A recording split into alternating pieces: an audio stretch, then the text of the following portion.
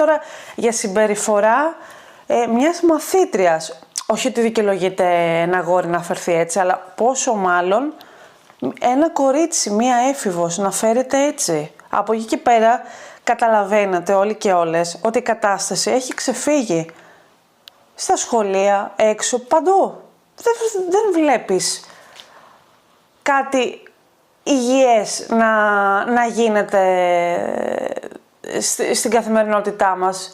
Νοσούμε από μία άρρωστη πολιτεία.